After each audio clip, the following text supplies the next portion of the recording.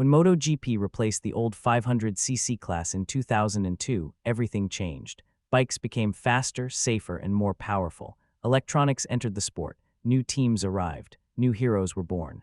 And from 2002 to 2024, only 9 riders managed to win a MotoGP World Championship. This is the complete story of each champion, how they won, and what made every title unique. This is Every MotoGP Champion Explained. MotoGP's first season belonged to one rider, Valentino Rossi. Riding the Honda RC211V, Rossi dominated the new 4-stroke era. The bike had everything: power, stability, and electronics far ahead of anyone else. Rossi won 11 of 16 races, took 15 podiums, and became the first MotoGP world champion in history. His biggest strength was simple. He didn't just race fast, he raced smarter than everyone else. Late braking, perfect corner exits, and psychological warfare made him untouchable. 2002 was the beginning of an era ruled by Rossi. The 2003 RC211V was even better, and Rossi was even sharper. His only real challenger was Gibernau, who won 4 races, but consistency decided the title. Rossi took 9 wins, 16 podiums, and another world championship. At this point, he wasn't just winning titles, he was redefining MotoGP itself. But the next year would change everything. Everyone thought Valentino Rossi was winning because of Honda, so he left the best bike for one of the worst. People called it career suicide. Instead, Rossi took the struggling Yamaha Moan and turned it into a world champion. His duel with Gibernau at Jerez is still considered one of the greatest final corner battles in history. 9 wins, a title that proved he didn't need Honda. This was Rossi's most important championship. 2005 was Rossi at full power, near-perfect racecraft, 0 mistakes, total control. He took 11 wins, 16 podiums, and wrapped up the title with 4 races left. By now, fans weren't asking whether Rossi would win. They were asking by how much. The sport was his. But soon, a new challenger arrived. 2006 belonged to one man with one dream, Nicky Hayden. The American didn't win many races, just 2, but his consistency kept him alive in the title fight as Rossi suffered mechanical issues and rare mistakes. The dramatic ending came at Valencia. Rossi crashed, Hayden finished 3rd, and Nicky Hayden became world champion, a title of heart, grit, and pure determination. Ducati brought brute horsepower. Casey Stoner brought pure talent. The 2007 Ducati G7 had insane top speed, but was difficult to control for most riders. Stoner mastered it instantly. His late braking, confidence on the throttle, and fearless style turned Ducati into a weapon. He won 10 races, 14 podiums, and the title with ease. It was one of the most dominant seasons of the 2000s. Rossi switched to Bridgestone tires, and it changed everything. He defeated Stoner in several legendary battles, including Laguna Seca, where Rossi made the famous corkscrew pass. 9 wins, return of confidence, return of control. Return of the King. 2009 was Rossi's last championship. It wasn't dominant, just smart and efficient. He defeated teammate Jorge Lorenzo in a season-long battle. Rossi used experience. Lorenzo used raw speed. Rossi won the war. It became his 9th and final world championship, a legendary ending to a legendary era. With Rossi injured at Mugello, Lorenzo took full command.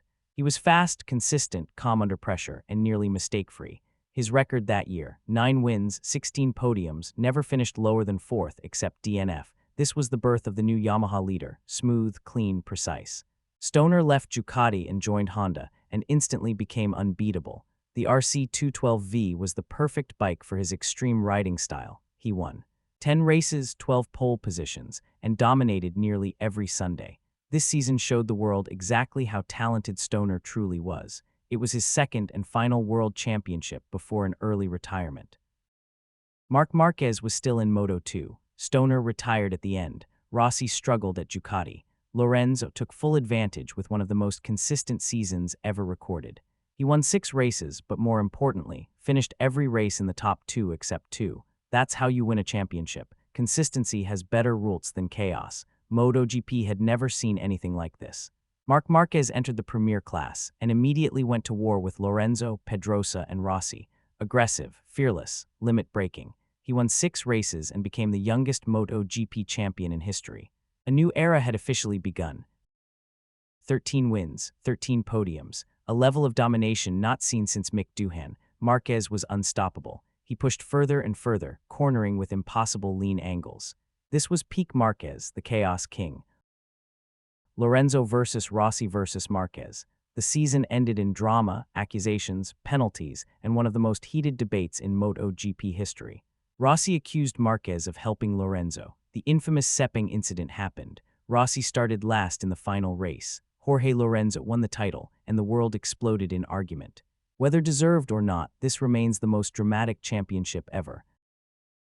After the chaos of 2015, Marquez changed strategy. He stopped riding over the limit. He became consistent, mature, calculated. Only 5 wins, but almost no mistakes. It wasn't his flashiest season, but it was one of his smartest. This season gave MotoGP some of its greatest final corner fights. Austria, Japan, Qatar, Dovi was brilliant. But Marquez had something else, complete control under pressure. 6 wins, another title, another statement. 9 wins, 14 podiums, a championship sealed early. Marquez was in another universe. Every Sunday looked the same. He pushed harder, leaned further, saved front-end slides nobody else could save. 2018 was perfection. Maybe the greatest individual season in MotoGP history. Marquez finished first or second in every race except one, scoring 12 wins, 6 second places, 420 points, a MotoGP record. He beat everyone so badly that most riders accepted the fight was for second place, but his career would change forever the next year. Marc Marquez crashed in the first round and broke his arm. He missed the entire season. Suddenly, the field was completely open. Joan Mir didn't overwhelm the grid with speed. He used consistency and smart racecraft. He took 1 win, 7 podiums, and a shock world championship. 2020 was the most unpredictable MotoGP season ever recorded. Fabio Quartararo delivered speed from the very first race. Dovizioso retired. Rossi left full-time racing. Marquez was still recovering. Quartararo took control. With 5 wins and flawless consistency, he became the first French MotoGP world champion in history. Smooth, calm, explosive pace, a nearly perfect season.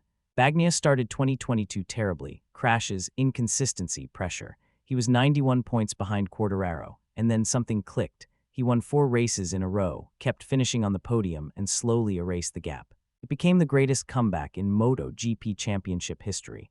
Bagnaia took Ducati's first title since Stoner in 2007, a historic moment for Italy. MotoGP introduced sprint races, and Jorge Martín became the sprint king. He scored huge points every Saturday, putting pressure on Bagnaia all year. But Pecco stayed calm, won the big Sunday races, and defended his title.